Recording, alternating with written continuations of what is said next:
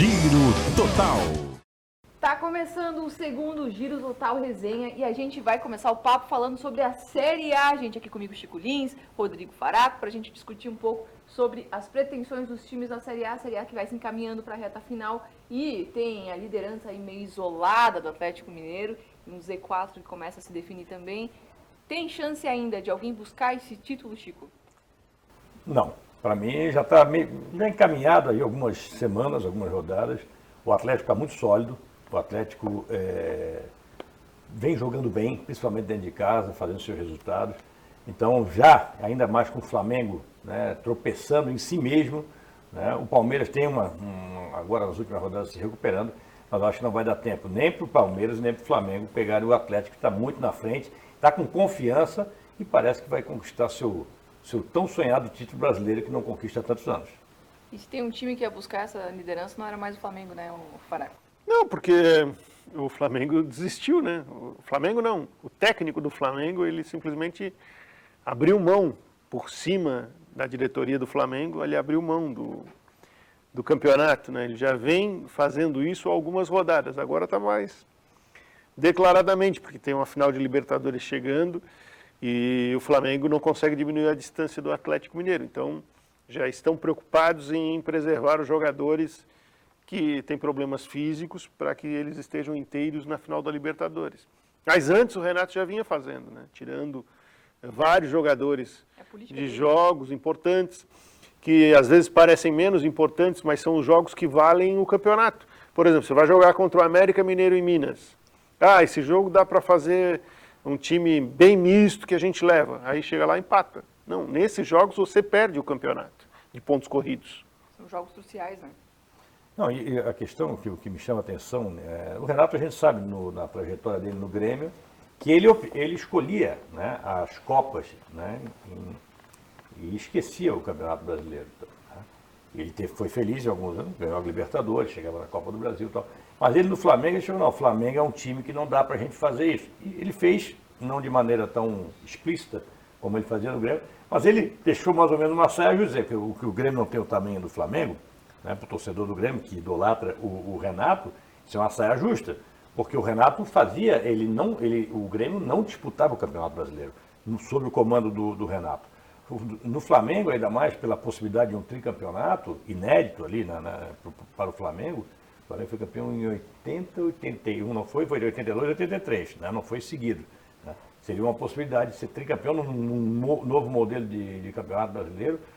E o Renato, assim, eu concordo com o Rodrigo, ele foi deixando. Não foi tão explícito como na época que ele era treinador do Grêmio, mas o Flamengo, além de jogar mal, além de ter perdido o que tinha, né, de conjunto, o Renato ele falhou nas escolhas, aí como o Rodrigo falou, em alguns jogos que definem o campeonato. Mas a gente tem que olhar também para o lado do Atlético, né? Porque... O Atlético está jogando muito. Exato, o Atlético...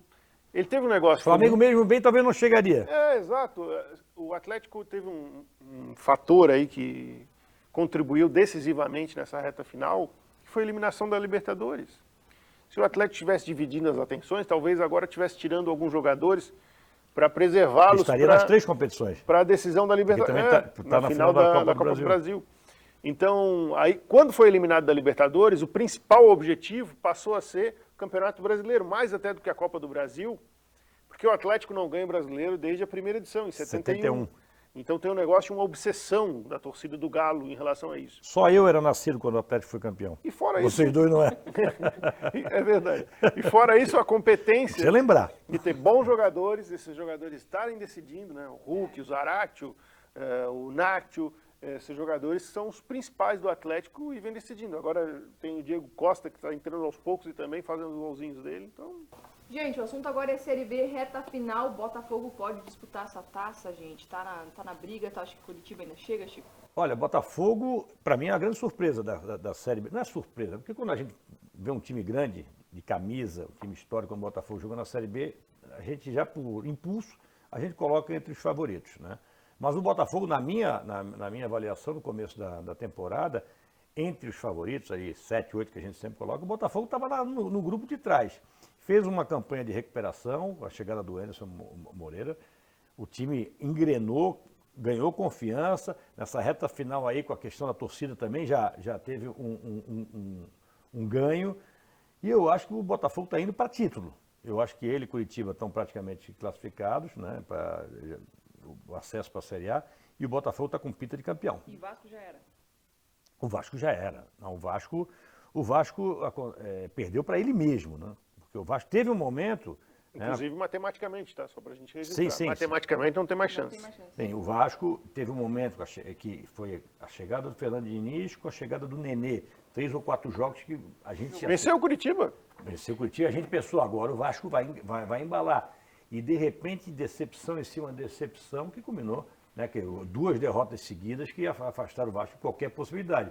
A derrota contra o Botafogo e a derrota contra o Vitória, que estava lá atrás na zona de classificação. Então, o Vasco, mais um ano, vai permanecer na Série B do Campeonato Brasileiro, que é triste, né, claro, para os torcedores vascaínos, mas também é triste para o futebol brasileiro. E o Avaí deu umas vaciladas agora, o Rodrigo, nas últimas rodadas. Tá no G4 ainda, mas precisa ligar o alerta, né? Eu acho que o Avaí, ele sentiu um pouquinho a pressão do fechamento. A gente fala bastante, eu já fui comentarista de tênis, a gente fala bastante no tênis, né? O Chico jogou tênis até quando era garoto. Fechar o jogo. Fechar o jogo, 40-15. 40-15 está levinho, porque tu tem 2 pontos ainda para fechar o jogo. Mas mesmo assim tem uma pressão, ó, vai fechar o 7, vai pular na frente no placar. Ou vai fechar o jogo, vai para a próxima rodada, vai alcançar uma semifinal, vai ganhar um campeonato. Então, o Avaí sentiu essa pressão do fechamento, que ele teve 2 jogos em casa. Se ele faz as 2 vitórias, hoje ele é, além de vice-líder, ele está muito mais próximo de chegar ao objetivo final. Ele fez um jogo ruim contra o Vitória e reagiu contra o CSA. O resultado foi o mesmo nos 2. Só que eu acho que é normal, o Avaí, o importante é o seguinte, o Avaí tem futebol, depende só dele, vai enfrentar um adversário direto nessa rodada do final de semana, ou seja, ele tem a chance, por ele mesmo, sem depender de ninguém, de eliminar um adversário direto, de fazer a pontuação dele para o acesso. Então, o Avaí, se ele fizer tudo certo, ele vai. Mas o que aconteceu nesses últimos 2 jogos? Que não foi bem mais na escalação o problema. Primeiro, não, mas tem questão de escalação. Se a gente pega o jogo do Vitória, o jogo do CSA, a diferença foi muito grande. O Claudinei, ele cometeu um pecado com o próprio trabalho dele. Aquilo que era uma grande coerência passou a ser uma incoerência. A grande coerência brigou com todo mundo o tempo todo porque o time era o time de batalhadores, um time que o Lourenço ele comprou a briga, um time que o Gladson ele comprou a briga. Aí chegou agora na reta final, ele tentou achar um lugar para o Jadson e tirou o Vinícius Leite. Não funcionou. O time baixou a intensidade, o Avaí precisa rodar em intensidade maior. A resposta foi o jogo do CSA, né? O Avaí amassou o CSA no campo, não no placar, mas no campo amassou. E o Lourenço... Com a volta do Vinícius Leite, né? O Lourenço, quando não tem o Jadson, a minha impressão é que o Lourenço aparece muito mais vezes como elemento surpresa no ataque. Mas ele consegue participar mais. Né? Mas concordo com tudo que o Rodrigo falou e acrescento, né? Com o Jadson, o Avaí, além de perder toda a sua característica, os jogadores precisam fazer mais, rodar mais. Se preocupar mais com outras coisas. Mais com outras coisas do que com a sua própria tarefa dentro do esquema tático do Claudinei. O Lourenço é um deles. O Lourenço, que vem jogando, é o jogador de campo, né, de linha, tirando o Gladson, que é o jogador que mais minutos tem na temporada, ele sofre um desgaste ainda maior quando o Jadson está jogando, porque ele tem que fazer a dele, na hora da recomposição, fazer a dele, e ele já é um cara muito solidário, a gente sempre elogia o Lourenço pela dedicação, né? Pela solidariedade tática, né? E ele se entrega para o time quando não tem a bola, e ele tem que ficar, o Jadson ficou na linha de frente lá, quando fecha em 2 linhas de 4, o Jadson fica na frente com o Getúlio corre pelo Jadson, porque o Jadson não faz a primeira pressão, aí atrás o Jadson não recompõe, precisa o Lourenço voltar. Então, quer dizer, tudo isso atrapalhou aquele sistema que já era um pouco automático do Avaí. Mal ou bem, o Avaí não é um timaço, não é um time que estava sobrando na Série B, mas era um time que tinha uma filosofia de jogo e fazia essa filosofia a cada jogo. né? Então era um time muito organizado. A entrada do Jadson desorganizou o time. Porque não deu ao teoricamente. Afrouxou, né? Porque o que você tem o Jadson, o time vai criar muito mais, o time vai criar aquele passe, né, açucarado, aquele O passe. Jadson teve bons momentos. Teve, em mas jogos. não compensou pela falta que ele. Exato. O custo-benefício que a gente falava muitas vezes. O né? coletivo acabou perdendo, né? Então- E eu estava olhando aqui, ó, o Avaí teria os mesmos 62 pontos do Botafogo, mesmo número de vitórias do Botafogo, que hoje é o líder, se tivesse vencido os 2 jogos, né, Vitória e CSA, e estaria vice-líder só no saldo de gols. E a gente comentava isso, né? Há 3 rodadas atrás a gente projetava um Avaí que podia buscar título, né? E aí tropeçou porque era um Avaí que mostrava consistência. Mas tá perdendo. a Série B é uma competição. Muito... Ainda dá, mas vai ter que ganhar os 3. Sim, mas é muito Torcer pra que- complicada. Mesmo nessa reta final, a gente viu né, o Londrina se recuperando, o Vitória se recuperando, tentando chegar. É muito difícil. E talvez isso seja hoje, né, faltando 3 rodadas, uma coisa positiva para o Avaí. Porque vai ser difícil. O CRB tem a melhor tabela, né, o melhor calendário. Mas vai ser muito difícil. Para o CRB também fazer 2 vitórias em 3 jogos, sabe? Para o Avaí vai ser. parece um Normalmente E o Avaí está na frente. Normalmente os times não estão jogando bem, né, Chico? Não estão. Com exceção do Botafogo ali. E o Avaí, comparando, por exemplo, o jogo que o Avaí fez contra o CSA, dá um ânimo para a torcida, né? Que, olha, vai jogar, vai competir. E se o Avaí, se a rapaziada de trás não vencer os seus jogos, o Avaí tem a vantagem de estar na frente desses caras. De repente, fazendo uma vitória e um empate, pode ser que o Avaí classifique entre os 4. Para título não dá. Tem que vencer, como o Rodrigo falou, tem que vencer os 3. Mas eu acho que dentro dessa dificuldade, desse panorama tenso, que é uma reta final, 3 jogos de Série B, eu acho que o Avaí sobe. Acho que o Avaí tem futebol para subir, mas precisa se encontrar agora. Agora um assunto, gente, que está influenciando tanto em Série A quanto em Série B é a arbitragem e o uso do VAR.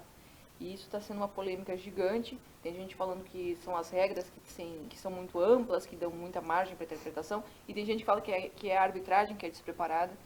Na opinião de vocês, o que fazer? É o comando dessa CBF, da arbitragem? É o comando. É o comando, porque quando a gente percebe, a Edna Alves, ela errou no jogo do Avaí contra o Confiança. Na outra semana eu estava vendo o jogo, estava lá ela apitando. Não foi suspensa. Então, os árbitros, eles precisam sentir os erros. Primeira coisa para você começar a corrigir. Geladeirazinha. É sentir o erro. Vai ficar fora de escala. Porque o árbitro ele só ganha estando na escala. Não tem salário. Né? Só ganha estando na escala. Então ele tem que sentir o erro. Mexe no bolso. De uma forma, mexe no bolso. Ele tem que sentir o erro. Ah, mas é difícil, porque você tem que ter árbitro e o nível... E outra coisa, o VAR. O VAR no Brasil está sendo utilizado de uma forma muito errada. O VAR ele tem que ser o mais sutil possível. Quando ele entra é porque houve um estrago muito grande no jogo. Está procurando o problema. Não pode ser. O VAR tem que entrar porque o rombo foi grande. Não porque alguém tocou o braço, esticou o braço no rosto, e aí, quem sabe, a gente vai analisar como pênalti, ou porque na passagem tocou no pé do jogador. O impedimento, que é a questão milimétrica. Traça a hora, a linha na mão, a hora traça no ombro. Eu fui um dos maiores assim, entusiastas da chegada do VAR. Eu acho que iria ajudar muito ao espetáculo e aos árbitros. Né? Mas os caras estão se atrapalhando. O VAR, que veio para ajudar, para auxiliar a arbitragem de campo, está prejudicando, porque os caras lá de cima não sabem operar a máquina e não sabem, ficam buscando situações de jogo em câmera lenta. Eu sempre brinco, né, no nosso programa, assim, em câmera lenta, um beijo na minha mãe pode parecer uma agressão, cara. Então, e o nível da arbitragem brasileiro, que não é muito alto já há bastante tempo, desceu. O trabalho do Gaciba, né, que era um bom árbitro, depois foi comentarista, era um bom comentarista. O trabalho do Gaciba está horroroso, gente. Não tem a menor condição de continuar. Não tem a menor condição de continuar. Acaba esse campeonato brasileiro, acaba essa temporada de 2021, o que tem que ser feito uma reestruturação do novo departamento de futebol, tem que ter, unificar critérios, sabe? Tem que ter um curso, sei lá o quê, para os caras utilizarem a ferramenta para ajudar a arbitragem, ajudar o espetáculo. O que nós estamos vendo, Série A, Série B, é um show de horrores.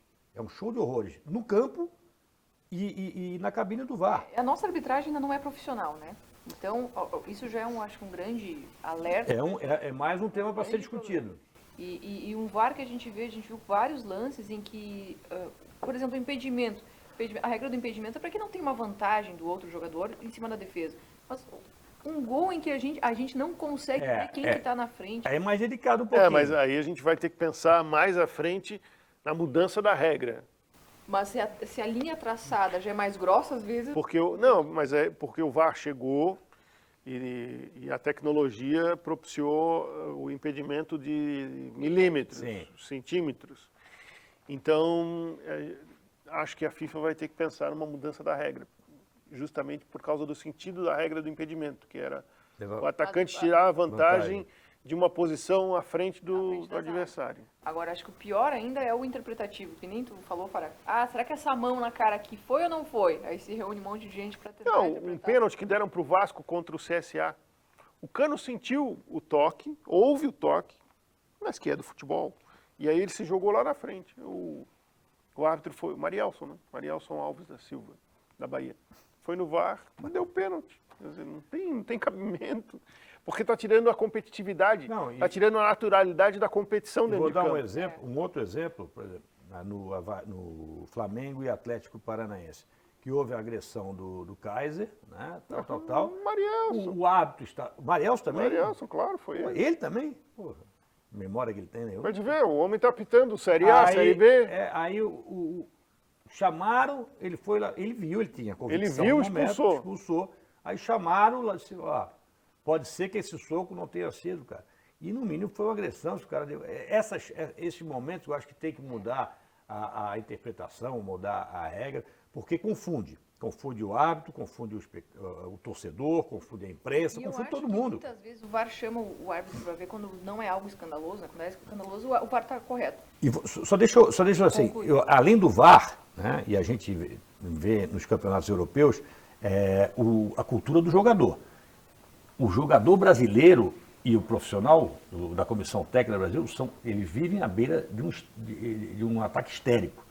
É muito ruim para nós, fazendo jogo, para o torcedor, sempre ver aqueles caras correndo atrás do juiz, e aí o cara traça a linha, eles, não, tá errado.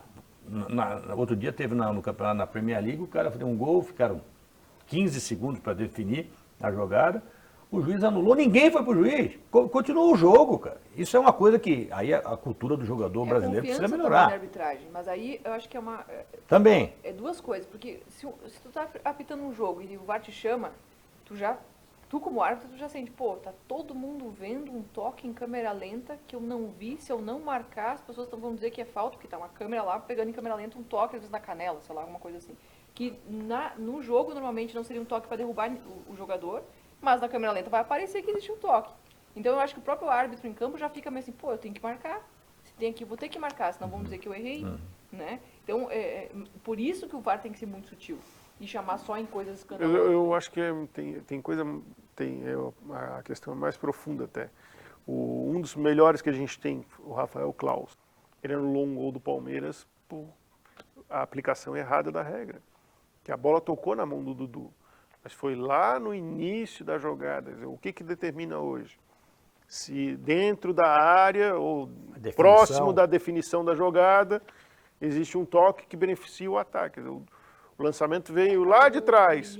O Dudu estava um pouquinho depois do meio de campo. Ele gira de costas, a bola bate no braço dele. Ele segue, vai até quase na linha de fundo, cruza e o Rony faz o gol na entrada da área. Esse gol foi legal. Aquela mão não influenciou em absolutamente nada. Essa da mão tem muitas interpretações. Da mão, eu sou... Vai da cabeça de cada um. Eu me irrito com essa coisa do movimento natural do corpo. Primeiro que ninguém corre com a mão para trás. Vai nas pistas de corrida, o atleta, na beira-mar, não vê ninguém correndo com a mão para trás. Claro que precisa ter esse cuidado. Hoje em dia, até porque eu já conversei com vocês, tem atacante que mira na mão do defensor para conseguir pênalti, né? Mas o cara vai subir, né? E a bola bate involuntariamente na mão, no braço, eu acho que isso não é pênalti. Não pode ser marcado pênalti, porque tu vai subir, tu não pode subir com a mão para baixo, porque senão tu não sobe e o cara vai te ganhar na cabeça. Tu sobe, claro. Dá para notar. Outro dia teve uma falta que o cara botou... Foi do Flamengo? Que o cara fez A falta do Atlético Paranaense também, gol do Flamengo, acho que foi o João Gomes que botou aqui. Não, foi o contrário, foi lá do Grêmio. Capês, pode ser o. Ah, sim. Uhum. Ele fez assim na barreira. Então ele utilizou o braço para tentar O Campas. Campaz. Capês, eu inventei Capês aqui. O Campaz, ele fez assim e bateu. Capês é um jurista. Pois é. Bateu aquilo ali. Ele usou a mão para ter vantagem. Agora, o cara que bate a bola na mão não pode ser marcado pênalti, pelo menos na minha opinião. Essa polêmica da arbitragem ainda vai levar muito tempo aí. Não, a polêmica da arbitragem vai ficar falando umas 3h30. Mas eu acho que no final desse campeonato, dessa temporada, deve ter mudanças mesmo em relação ao comando aí da arbitragem brasileira, e a gente vai repercutindo tudo aqui no Giro Total. O Giro Total Resenha vai ao ar de novo na quinta-feira que vem. Conto com vocês, acompanhem os recortes da nossa discussão nas nossas redes sociais. Até mais, gente! Giro Total.